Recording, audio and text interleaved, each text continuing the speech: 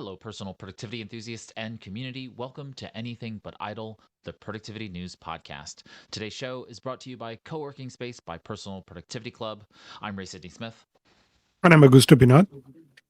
and we're your hosts for Anything But Idle. This is episode 114, and we're recording this on May 15th, 2023. Each week, Augusto and I cover the productivity news headlines of the week so you know what's going on in the current research, tools, services, products, and more in the world of personal productivity. With that, let's get into our headlines. Augusto, what is our first headline Someone this was week? detected at your Mustafon.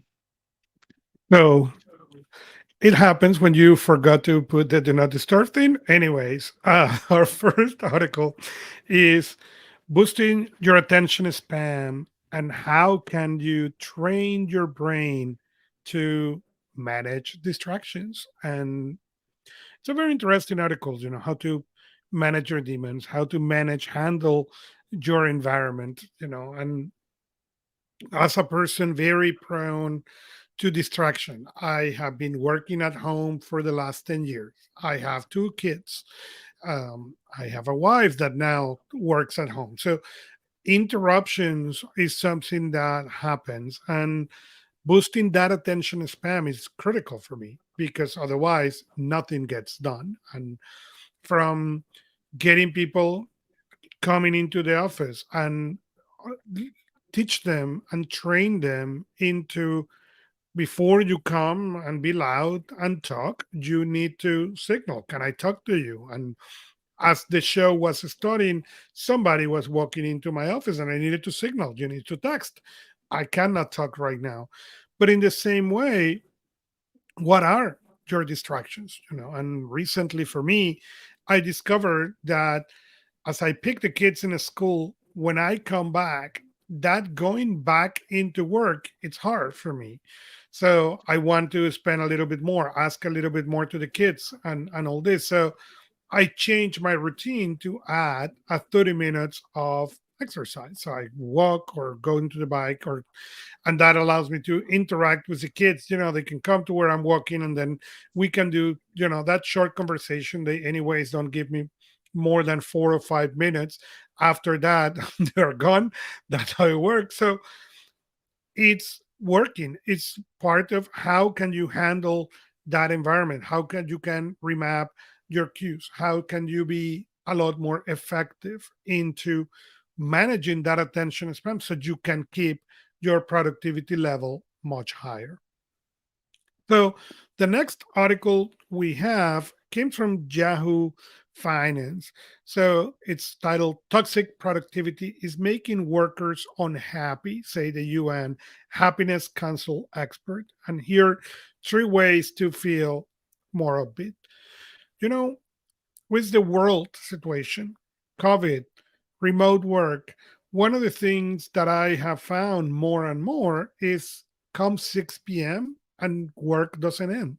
Come 12 midnight and now people is trying to reach Europe in the case of the people in the United States or reaching, the other time zones. And how can we work? Because the problem is work is not ending anymore for many people. There is many people working really into almost a 24-hour agreement. And that is what this article defined as toxic productivity.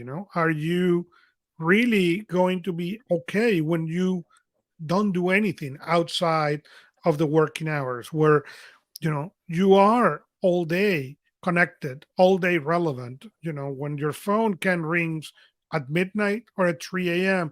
and you will go and respond. I'm not talking about emergencies, I'm talking on the day-to-day emergency. And one of the trends we have seen is an increase in this toxic productivity, an increase on the number of people and the burnout that produce on these people going and going and going.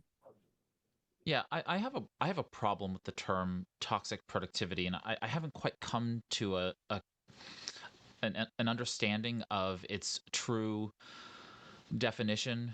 Different people define toxic productivity differently, and so I just struggle with that terminology.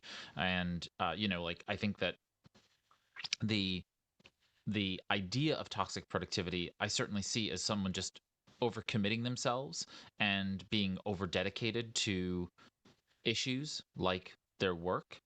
And so I'm consistently wrestling with that right now. And I'm curious about, from any listeners, feel free to kind of chime in and let us know, in the community, about what you think about toxic productivity as a terminology to really define this urge to always be productive when it becomes unhealthy, right? When it becomes truly an aggressive form of of compulsion, right? This is almost compulsivity. It's not necessarily being more productive, right? It becomes this almost a symptom of high functioning depression, right? Where you are trying to kind of mask other feelings, other emotions around an issue. And I think this is probably more or less. I'm not, you know, your medical professional. I'm not a medical professional to be able to kind of manifest this kind of diagnosis, but it just seems to me like we were thrust into this circumstance, the COVID-19 pandemic, and we've had a lot of economic turmoil around this as well. And I think that has just caused a lot of feelings to bubble up, and concern about your job security and those kinds of things. And of course, the technological thrust of now being capable of being always on. This sounds to me like a recipe for chaos for a lot of folks, not necessarily that people are themselves engaging in toxic productivity purposefully. So I don't know. I struggle with the term. I'm sure that I'll come to some consensus on it at some point. But I just that's what all of these articles, whenever they come up with toxic productivity, really highlights for me, is this, like, I don't know, the idea of adding toxic to productivity really sets poorly with me, sits poorly with me, and so I'm a little wrestling with that. Anyway, on to our next article.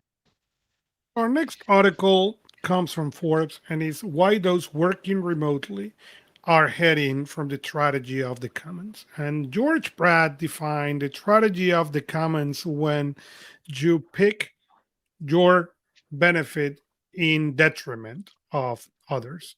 And it is very interesting because the rest of the article obviously goes through this concept. And I am not sure, as a person who love working remotely, who has been working remotely now over 10 years, I don't necessarily agree that working remotely is on your benefit and the detriment of the others. I just understand that the organizations need to evolve. That said, there are many organizations who, even before pandemic, even before remote working was a discussion on the table, were doing very successfully remote working and hybrid and looking for different ways to do this. So I disagree that those working remotely are heading to that. No, I there are two very important factors. One is we're going to be working much longer than previous generation. One, because we're living much longer, and that means we are going to need to stay productive much longer. And second, technologies in a point that allow to make remote productivity very, very, very effective. Now, with 10 years ago, 20 years ago, 20 years ago, qué horror. Um, 20 years ago, when I was traveling back and forward doing technology consulting in Latin America, I needed to travel with two laptops. Why? Because if my laptop died in the middle of that adventure, there was most likely not an easy solution to fix. Today, I can fly without an iPad, okay, and buy one in any country I get and fix the problem. The online world, the online tools, even without a laptop, I can get to a cyber cafe, connect to Google, connect to the cloud, and find almost anything in your system if you set it up that way. Your mobile phone, same thing. So the technology has evolved to a point where allow this remote working to be very, very, very, very effective. Yeah, the author seems to be proffering that Gallup has these 12 questions for employee engagement, and he kind of speaks out of both sides of his thought process here. He's saying that we're headed toward this tragedy of the commons. Yet if we do these things, if we focus on these 12 questions and make appropriate action toward them, then we won't hit that wall, so to speak. We won't hit those obstacles. And I agree with him that I think that there is a sense of some organizations will poorly manage the move to distributed work and they will suffer. And as we said before on the show, the idea of hybrid work, remote work, distributed work is not a yes great, no bad. It is it is a mixed bag of there. Reality. Yeah, there will be great organizations that are managed and execute it well, and there will be organizations that will embrace it or reject it and poorly manage both of those things, and therefore will suffer. The future is likely distributed work, where some level of every workforce is not going to be in person, and that's pretty much been the case for a long time anyway. But it just more people are now seeing that as an option. Now, the one area where I do agree with him, which is that junior folks, new hires, junior associates in an organization, especially a knowledge management, in a knowledge worker environment, it's going to be incredibly difficult to onboard those people and to mentor them and train them without there being some really high thought in terms of how you do that, right? You take a senior person and you remove them from the physical environment, and you have only junior people working together, and not getting that level of thoughtful, mindful mentoring and encouragement, positive reinforcement, those kinds of things. You have a recipe for disaster. Those folks are gonna be maladaptive in that work environment. You really do need someone to come in and make sure that they are encouraged and given the right guidance and corrected properly, and so on and so forth. And but the technology is there. You can do this. You just need to be able to do this in a really well thought out way. All right, on to our next article. Our next article is from Fortune say bosses and workers are finally reaching a truce on remote work. And it comes back to the number of companies who are implementing on the other side this flex work, and talks about, out of 4,000 plus companies, 51% are going to be hybrid and are are increasing this hybrid reality. And like everything, there is companies who are going to resist to the change, and there are companies who are going to embrace it and see how they get the best. Let's not forget that when Henry Ford came with a vehicle, people were asking for faster horses, or that's what he used to joke about it. And it is not different in this case. It's not about the technology and where it's possible or not possible or what the number said. It is what your comfort zone is. And that's a reality. Yep. Let's move on to our next story. And our last article from here is something that I don't understand. Okay, and I may getting old. Okay, but I dream with this world. Okay, where I have a piece of glass and have an unlimited access to books, music, technology, information, you name it. I have unlimited access to. And what the article is title is "Dumb Phones Being Bought by Gen Z to Reduce Distractions." And I have teenagers, or a teenager, and my teenager is into CDs and LPs, and and I don't understand it. I can grab my iPhone and make it as dumb as I want, but also can enjoy the power. And I've been saying for years, I don't check email on my iPhone. I haven't checked it for years. So that's a way to make your phone dumb. My phone has certain times and areas where automatically it turns into dumb. Okay, they don't get notifications unless you meet certain very, very, very specific criteria. My phone default sound is no sound, no vibration. You need to earn that. That make it even dumber than a dumb phone. Okay, but it These is are very feature interesting phones. how we are going to Feature phones, not dumb phones. I don't like the title of the article calling them dumb phones. They are feature phones. They're Uh, feature phones, true, but you have all that access in technology. Is interesting to me is really how you are seeing that attraction to that analog for these generations that were born completely digital. As people my age is so interested into the ability to read in the Kindle and listen to the music and the unlimited music, the newer generations are looking into buying these LPs. And I don't miss the okay sound of the of the LP. I don't. Okay, I don't miss getting into my car and having a case of CDs and start looking which was the CD, or even burn the CD so I could get the playlist that I wanted. But again, it seems to be where this generation is trying to find their response to reduce distractions and embrace the technology or the lack of technology. Yeah, so this is like the this is an article that just really tickles me because the reality is that you know older generations have stuck on like have stuck to older feature phones, and they have not embraced the Mhm. smartphones for an extended period of time, a good decade, before most older folks really embraced the touchscreen smartphone concept. And there are still some folks who are, neo Luddites who decide to hold on to their feature phones and so on and so forth. That there's some small segment of Gen Z that want to focus on being present and not having their digital screens in front of them. Good for them. I have a Kindle for that very reason. I don't want to be distracted while I'm reading, so I use a Kindle, and I'm very happy in that sense. But I also like being connected to the world, like you. I enjoy this. This experience of being able to have screens that connect me to a very rich media environment, connected to the global World Wide Web.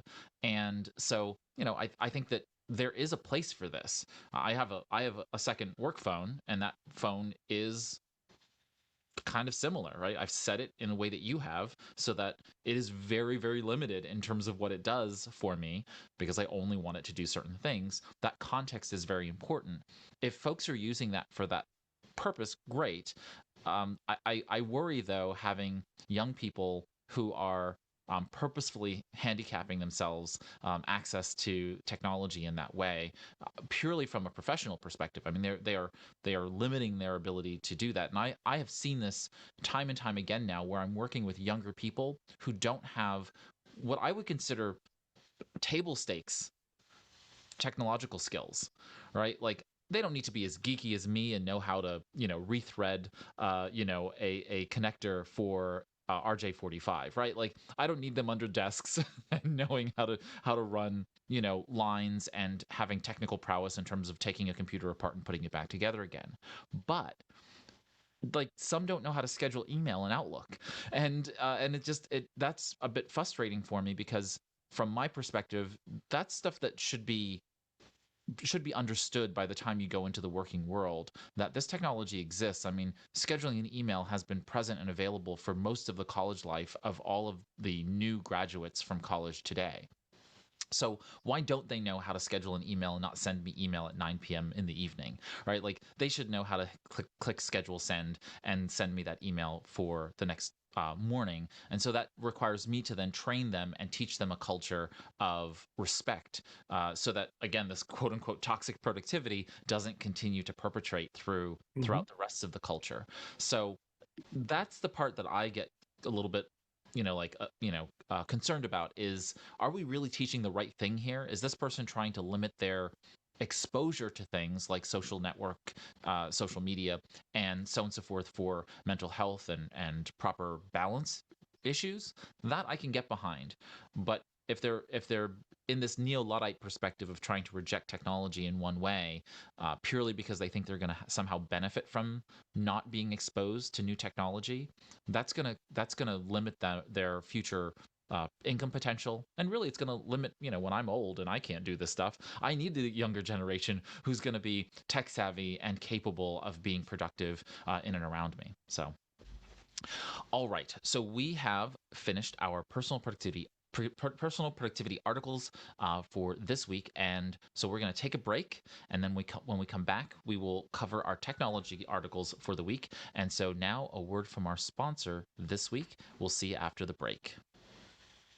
While working in person may be normal for you, it's unlikely your coworkers are as interested in being productive as you are. Or working remotely or from home can be isolating, and there's something powerful about being with productive people, even virtually, that helps you be more engaged. If a flavor of these sounds familiar, Co-working Space by Personal Productivity Club is for you. Co-working Space is a virtual work community designed to help members be more effective and efficient in their work and personal lives. At its core, we provide goal tracking and host focused action sessions throughout the week for accountability and camaraderie. Visit anythingbutidle.com/coworking to learn more. Co-working Space lives inside Personal Productivity Club, a digital community for personal productivity enthusiasts, so you can find people who use methods and tools you do too. Again, head over to anythingbutidle.com/coworking to see how Co-working Space can help you be more productive. And now, back to our show.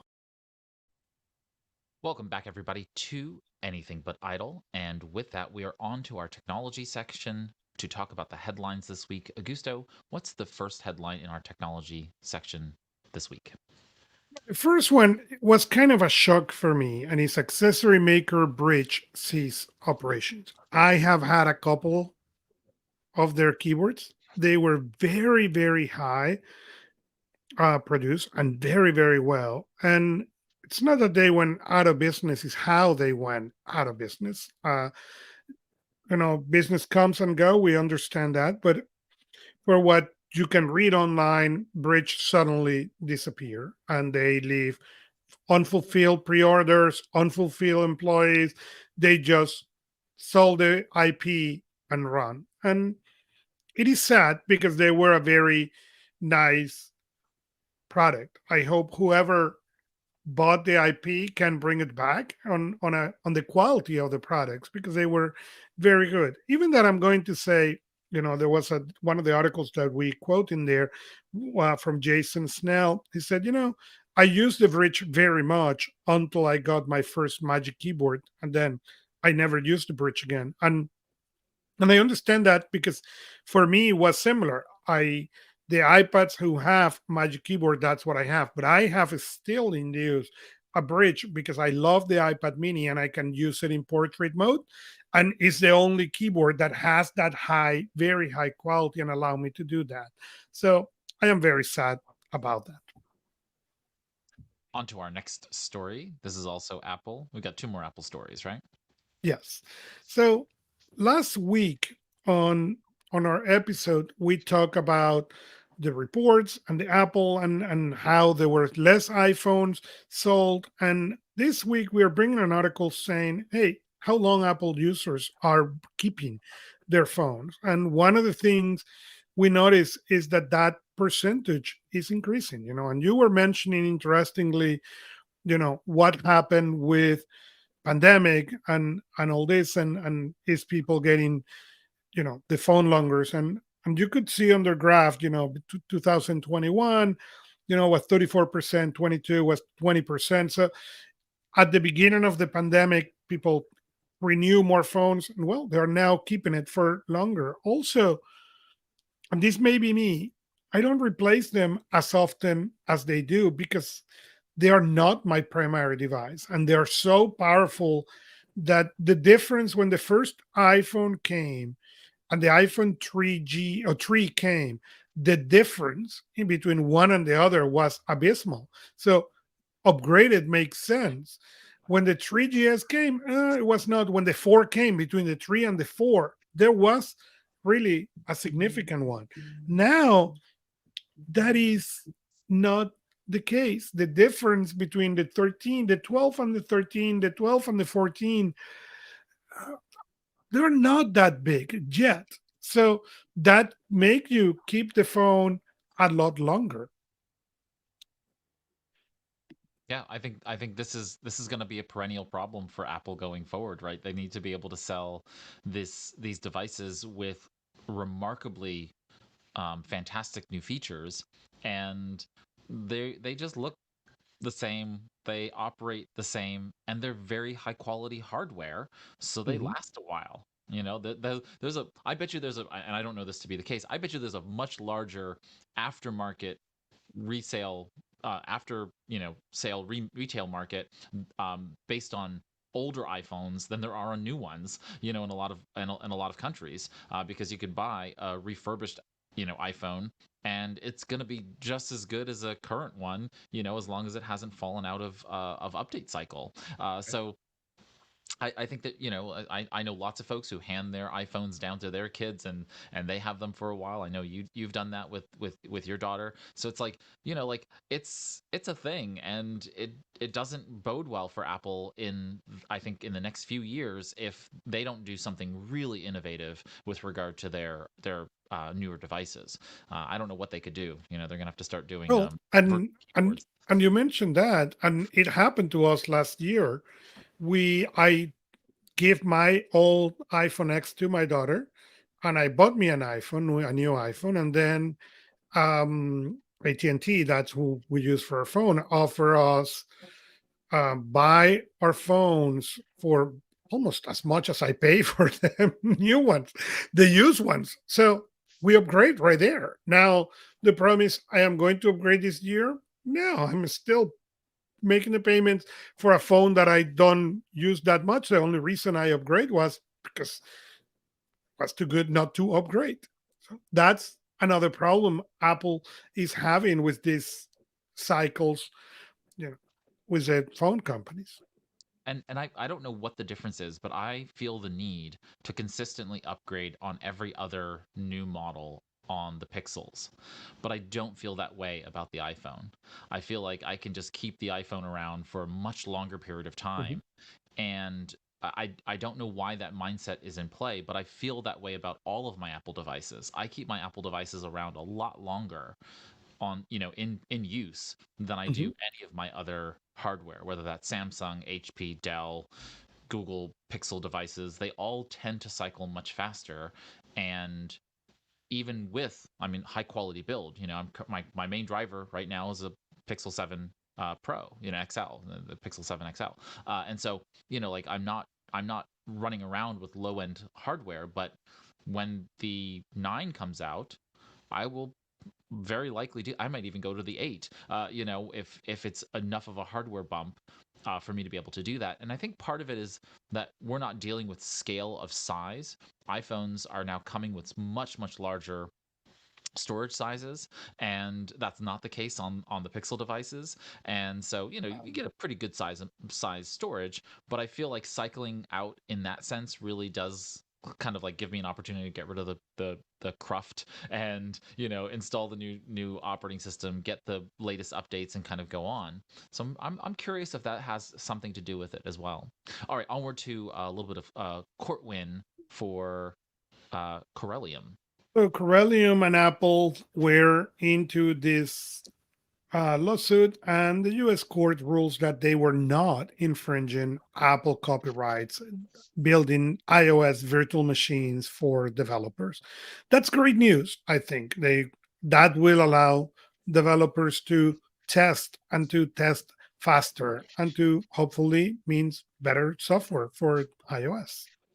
Now, this is a remarkably powerful case. So, this is in the 11th Circuit of the U.S. Court of Appeals. What the court basically said was that under fair use doctrine, which is a defense, not a right, but is a defense, but it is a very strong defense that we use in the United States for being able to use other people's IP in some way, shape, or form. And they basically said that their Corsac simulator, that Corellium is using for basically virtualizing iOS, was not infringing on Apple's copyrighted code.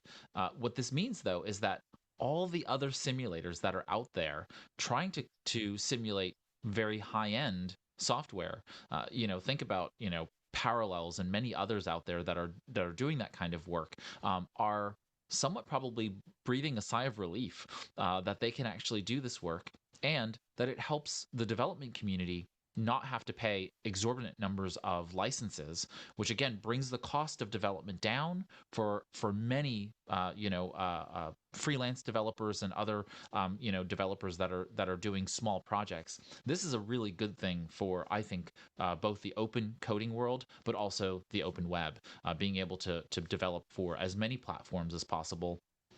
And if somebody wants to learn Swift and they are not capable of affording an Apple device, and paying exorbitant fees to Apple and blah blah blah, they can go to potentially lower cost providers and doing that. Now, there's some travails there. You know what I mean? Yeah. Like some potential limitations of a software that is not truly iOS, but I feel like this is a good case and a good ruling in that sense. All right, onward. Okay. So the next one is Google. AI is taking over the Google search. Google's starting to move slowly into adding more AI into artificial intelligence into this same thing. The next article's workspace Google users can now use the Google Bard chatbot. So finally, Google is letting more and more on the open the use of artificial intelligence for users. So this is very interesting as we have been seeing a massive interest into artificial intelligence for Google, one of the biggest players into this, to start allowing end users to, but I think done in a way where they're not giving the full capability out, but trying to control to a certain extent what is coming out. Yeah, so that everybody is aware, Google Bard is akin to ChatGPT from OpenAI, and or Bing, Bing Chat, which is basically Mhm. OpenAI's connection to the Google system. Bard is a little bit different inside of Workspace. This is going to be akin to Microsoft Copilot, which is the AI connectivity within the Microsoft ecosystem. Right now, you can gain early access to it if you're in Google Workspace, one of the business accounts. You can go into your apps, additional Google services, early access apps, and then enable access to it as it rolls out to folks. What that means is that you'll be able to use the Google Bard chat bot within other tools.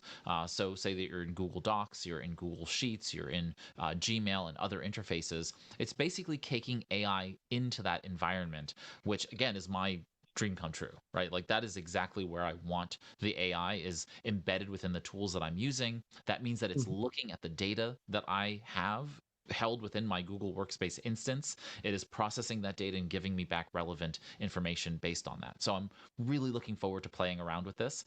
The Bard itself, the open Bard, is actually fundamentally different and I think better than OpenAI's chatbot, which is ChatGPT. The reason for that is that one, it is connected to the web.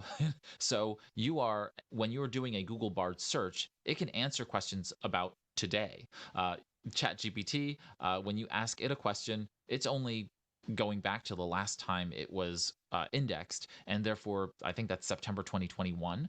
So if you ask things about like is who I don't know who's dead and alive, but if you ask if somebody's alive who happens to be dead, it won't know that information and it will just lie to you. Uh, so it has no problem with basically making stuff up, and so Bard is in a position to also.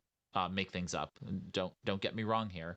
Bard will make things up. The other day, I asked it to do something, and it I asked it for something, and I asked it about a fundraising number, and it just made up a number. It said $10,000 was raised at this event, and that was absolutely not the case. It just put that number in. I would have rathered it actually put in like a bracket and said like fill in the blank for a number, but it just made it up, right? And so if you just copy and pasted that into the email, you would have been very faulted because it's actually not true. So we do have to be mindful of that fact. But Bard is capable of interacting and engaging with so many different applications and being embedded within so many tools out the gate. OpenAI's Chat GPT-4 is working to do the same. They're rolling out plugins.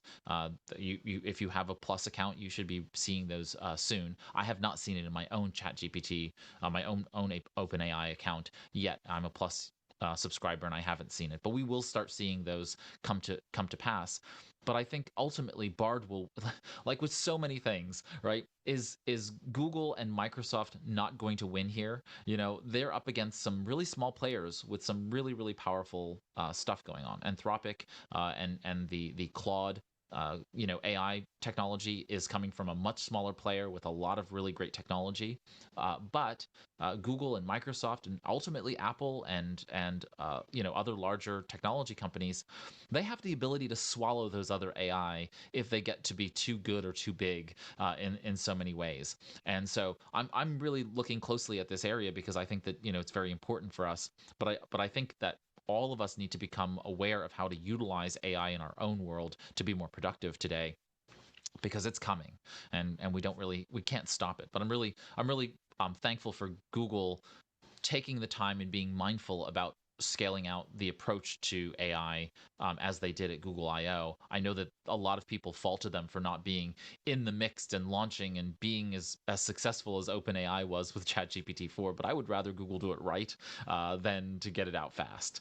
So that's the case. One other really great feature is that now Gmail is natively through its AI technology, scanning the dark web for your email address so that if it does show up, mind you, this is capable in a lot of different tools. Mozilla's Firefox has been doing this for some time. You can do this in a lot of different places manually, but now Gmail is the first to really just be doing it just built in to the application ecosystem, which is really fundamentally a nice feature. Just know that if you have multiple email addresses, you're going to still have to do that manually for the ones that are not Gmail, I'm presuming. So just keep that in mind.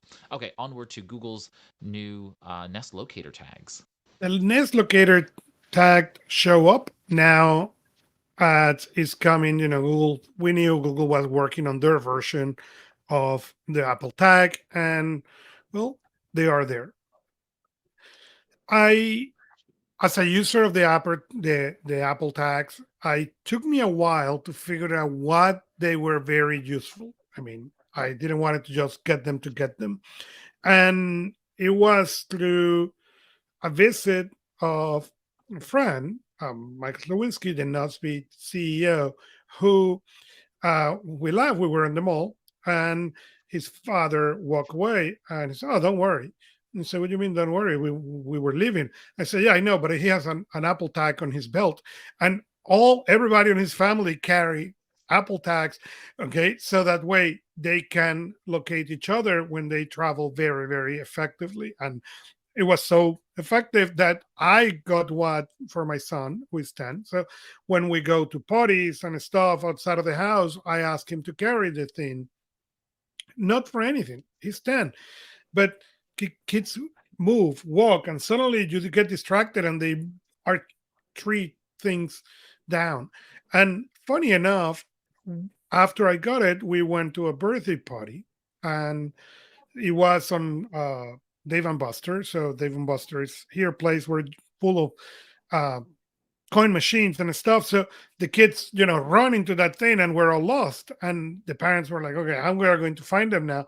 And I was able to pull my phone and said, "Find the thing," and it was a breeze. So I am very excited that Google is coming, because again, the more competition, the better it is. The better will be for the whole locator and tagging devices. Yeah, so I think that one of the things to kind of keep in mind is that the Nest locator tag is looking for, I believe, Bluetooth devices using ultra wideband. So it's going to probably take a little while for the uptick in adoption, unless for some reason it is backwards compatible in some way, shape, or form. So I'll be curious to see how they ultimately implement this, so that the as many devices can be out there in the wild, and folks will be able to uh, geolocate well. One of the remarkable things about the Apple AirTags is that every device is basically helping to ping and locate the Right. AirTag. Uh, you know, that's just a consequence of us all having so many devices, constantly pinging the internet and otherwise. That's a good thing. The fact that the Nest Locator tag is also using the material concept. I'm sorry, I believe they're using Matter. I might be wrong on that actually. But however they're using their protocol, if they're using just ultra wideband and BLE, then there's going to be probably some limitation on the Bluetooth low energy piece. And as more people get ultra wideband based devices, it'll probably get better. So I'm curious how this will all work ultimately. Obviously, there are many more Android devices on the planet than there are and then there are Apple devices. The goal here is to figure out how they're going to do this in a thoughtful way. But just Mhm. knowing that they've really thought through the privacy piece, making sure that a lot of the issues that the AirTag came out to in terms of having stalkers and other kinds of people misusing the AirTags in those cases, they've tried to responsibly deal with some of those things. But I'm really curious how the Android Finder network is going to work, how the Nest Locator tag is going to its efficacy, right? I want to be able to pinpoint where something is really well, not just when I'm in a place that has a high number of devices, but in places where it may not, because that's the likely place that I'm going to lose it, right? I'm going to be in the middle of, Campania, Italy, and be like, okay, where the heck is my luggage, So that's the kind of circumstance where we really need to understand whether the Nest Locator tag is going to be as good or better than the Apple AirTag. And I really hope that Google and Apple work together for privacy and security purposes Yeah. to make those cross compatible. I see no reason why they would have competition in that space. They're working in two different camps in a lot of ways, and so folks buying either of those tools are going to be useful and effective. So I'm looking forward to it. I can't wait till they're on sale and I can start playing with them and seeing how good they are. All right, moving right along. Finally, well, not finally, we have a couple more, but the Google Home app is finally getting you control your garage door. It's a feature that is currently being tested, but it's coming. So very soon, the Google app will allow you to open and close that garage door. Right. You've been able to tie a voice activation to certain devices, but you've not been able to really do very much more than that. And now having it Mhm. embedded within the Google Home app directly, I think is a really good choice and move on their part. And so I'm just glad to see it now surfaced in the Google Home app. All right, onward to our next story. So our final story today is a first look on the Philips 23-inch monitor with a 13.3-inch screen. And it's coming more and more. Colors in black and white, the e-inks are here to stay, and they're getting very, very good. I have one here in my desk where I have my list, my task management open all day. And it's great because it's open all day. It doesn't use any battery, so it can be in battery all day. And it works very, very good. And if I want to speed, I just go to another device. But I can have my list open there all day. But we are seeing these monitors coming in larger and larger versions. So it's going to be very interesting seeing where these kind of devices get us to. Again, I have to go back to, this is very powerful for so many different circumstances. My big concern on any of these is going to be refresh rate, being Refresh able rate. to have, this currently says that it's going to have a 75% hertz refresh rate. That's pretty decent for an LCD panel and at that size and that capability, and it having a pretty sRGB color coverage, right? Like it's supposed to have fairly high color coverage, very high response time. So, like I think this is going to be very interesting to see how this all kind of plays out and works. I just really want to see. I want to see it in real life. I want to see it in use, and Me I can too. see a wide number of applications for this to just have it running and being able to see like, oh, okay, this is gonna work as that kind of, not primary monitor for me, but definitely a secondary monitor for things that just don't need a Mhm. lot more than an e-ink display. So very cool. All right, we have reached the top of our technology headlines, which brings us to our new tools of the week segment. So every week, Augusto and I come across many different productivity articles, but we also are looking at all the personal development, time task, project management, and productivity collaboration tools and services on the web. And so we try in this segment to pick one each and tell you a little bit about it. And so my pick this week is a tool called Almanac. And Almanac is something that I've been playing around with just to see what it's all about. And in essence, what Almanac does is it acts as a document management tool. So it's for the creation, collaboration, and approval of documents. So if your world is very, very document heavy, think you have to do every year you maybe have to do personal development plans, or every week you need to be able to pump out proposals, or any of those kinds of things. This allows you to basically have a project board of all of the various documents that you have in process, and then you can collaborate in real time to be able to get those documents created, approved, reviewed, approved, and shipped within the tool. It's it's kind of like a mashup of Google Docs plus Trello plus Slack plus, yeah, like it's like a bunch of tools mashed together for this very, very specific purpose.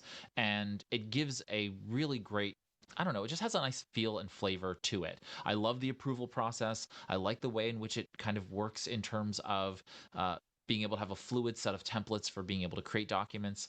This would be great for a company handbook.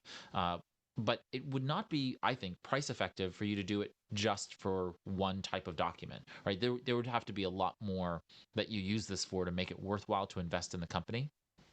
But it could be a great help center, having FAQs and having a wiki with all of your various help center support documents in there. If you're doing a lot of complex contract development, this could also work as well.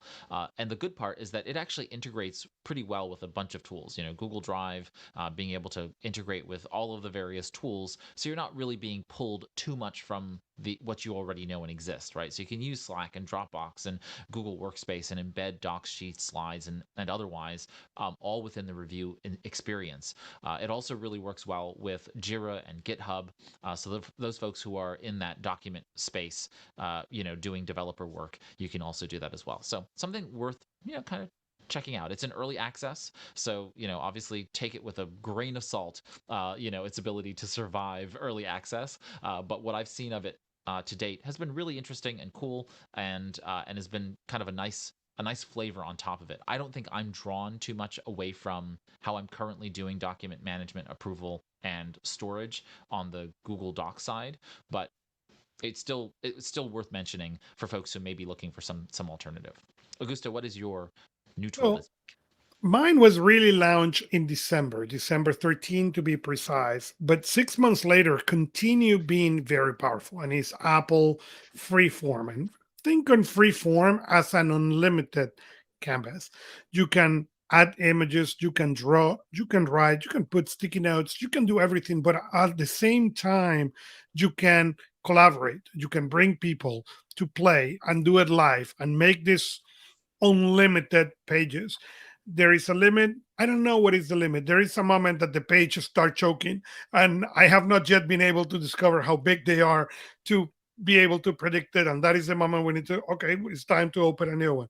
But has been very fun to play because people can interact in their different ways in this brainstorming. There is no really, I have done brainstorming sessions on mind maps and outlines, and they limit depending who is playing the game, and if you can think on the same way. This, you can draw, you can write, you can paste, you can do anything. So that allows a much more move or flexible brainstorming. So if you have a Mac, a phone, or an iPad, you can download this. Most likely it's already downloaded for you and start playing. It is very, very interesting, fun, and powerful.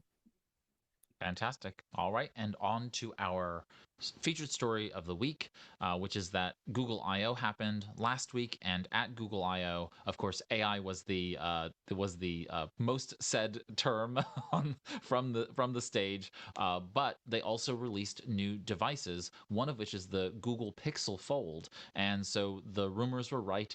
Google has released a Google Pixel device that is a fold to kind of challenge the Galaxy Z Fold 4 from Samsung, Oppo's Find N2, Microsoft Surface Duo 2, that kind of folding device. And so, what'd you think of it, Augusto, from first sight?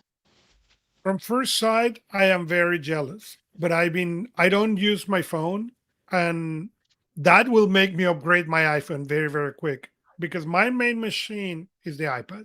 So if you give me an iPhone that I can turn into an iPad, yes, that will be the phone I will upgrade immediately. I really think more and more the phone is the main device for people. So giving this ability, and I don't understand why to this day Google and Samsung has not make more noise, or actually Samsung has not make more noise of their Dex um, feature, because that will be the killer. If you have a Samsung device with Dex, you don't need anything else. Get the Fold, and now you can really have a full working machine. Why this has not gone more, I don't know. Why this hasn't get to the tablets, okay? Because it will be awesome. Forget about the phone for a moment, to have the size of an iPad mini, okay, 8 inches, and then being able to expand that thing and now get 13, 15 inches. So you now make a full size iPad. Okay, that will be my device of the dreams. Okay, to be able to get that thing. So I am very, very excited about seeing this technology, and I hope that under stubbornness, Apple decide to follow and or reinvent it if that's necessary. I don't care, but I hope to see an Apple device that do this very soon. Yes, if they come out with a foldable iPhone, you know that they're going to say that they invented the Of foldable. course, they invented it, reinvented the Yeah, proper way. I'll say this: the design and build quality looks phenomenal on the device. The way in which they have utilized the hinge looks like it's pretty similar to the Z Fold 4. The uh, the signature look looks much like a Pixel, and it is thin enough to basically be the same width of the, just a little bit thicker then, but just about the same width of the 7 XL, right? The Pixel 7 XLs. Mhm. So that means that you're going to be able to fold that and put that in your pocket and have something that actually then opens up and gives you that much larger screen. I think that there are so many different use cases for this. And again, just as we talked about the Microsoft Surface Duo when it came out, there, and as well as when we talked about the Z Fold 4, all of these things apply. It's giving you that larger screen in your pocket when the need arises. Of course,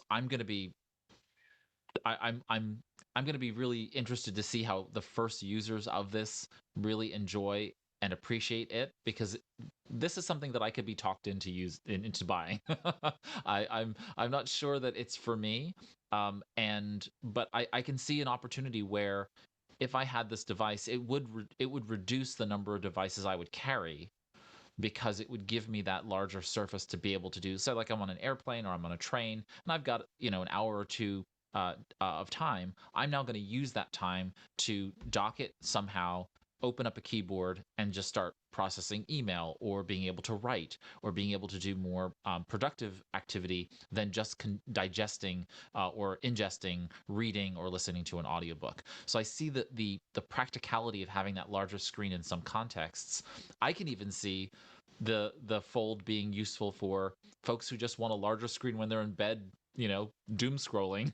Instagram. It's a nicer size screen, and it's just still your phone. So when you're done, you can go ahead and flip it closed and put it down.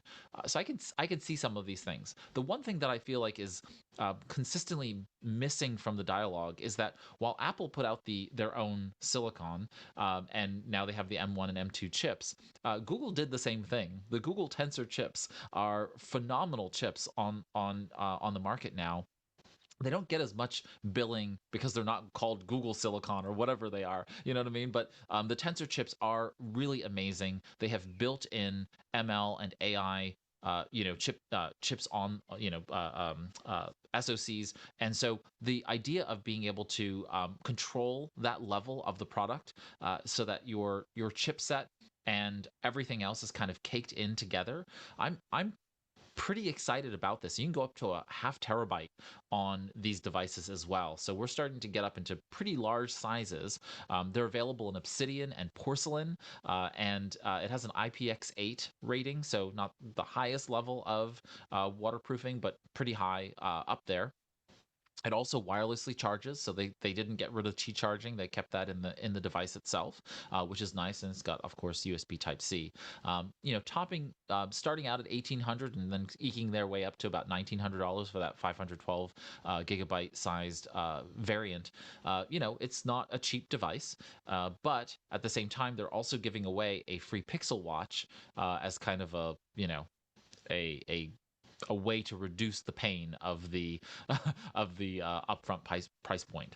Um, what else is there? There is a lot of AI kind of caked into the new Pixel Fold as well. So that's kind of fun.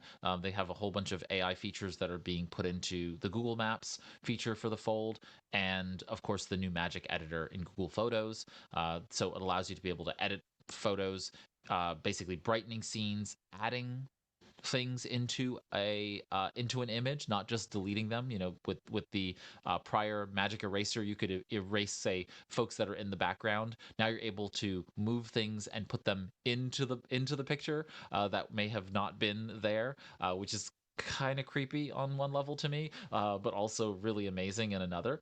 And so the demo they showed was a child who was off centered, and the balloons were cut off the screen, and they were able to drag and move the child to the center of the photo, and so came the balloons. And so the balloons were filled in, wasn't part of the photo, and so AI filled in that gap and created the balloon for it. So these are the kinds of things that are coming into it. Obviously, Bard is going to be caked into the phone eventually. That's just a natural place for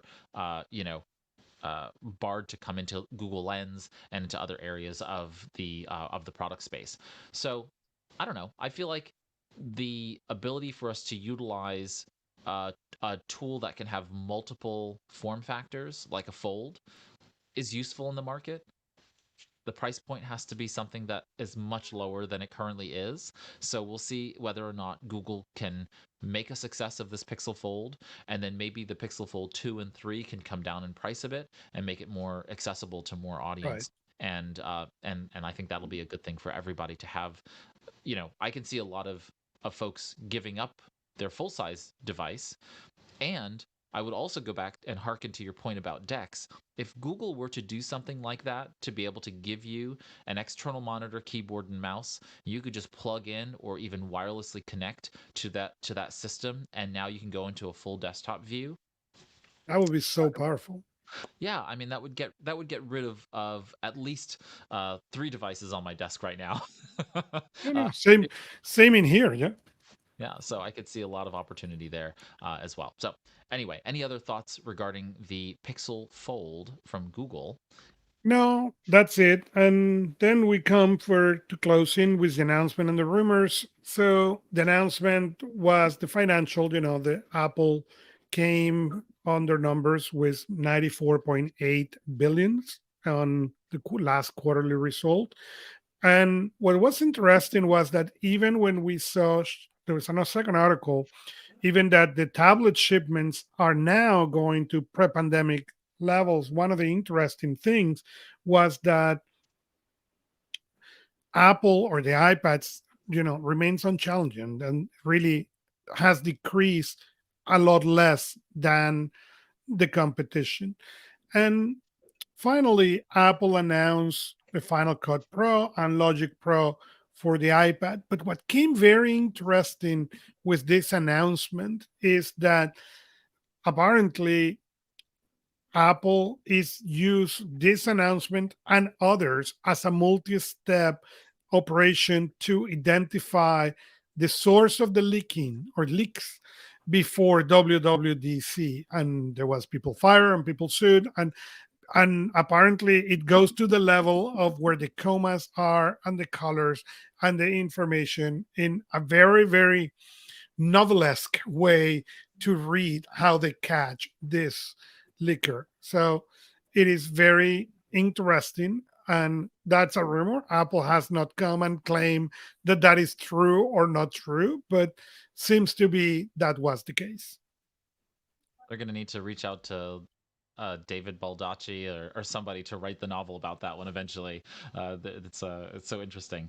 All right, we have reached the top of the end of the show. We've covered the productivity and related technology news this week. Thank you, Augusto, for leading the show as always. Thank you. See you next week. All right, everybody. On anythingbutidle.com, you will find our show notes with links to all the stories, our new tools of the week. We'll see all the extra stories, as well as anything we didn't get to cover today. We have the text transcripts and also a link to download that text transcript, so you can go ahead and download that as a PDF. If you want to join us and have a discussion around all of the things that we're doing, you can always join the community by going to anythingbutidle.com/community. It's there on the screen, anythingbutidle.com/community. That will take you to Personal Productivity Club, and that is where we have the group dedicated to anything but idle. So if there's a news story that we missed, you want to share comments around the news story, that's probably the best way to go ahead and do that, so that Augusto and I both see it, as well as all the other listeners of Anything But Idle. Feel free to let folks know about Anything But Idle. That helps us grow the community. And so really share it with your friends. Let them know that you're listening and that you can also join the conversation, that they can also join the conversation with us each and every week. And so with that, I will see you all next time on Anything But Idle. Here's to your productive life.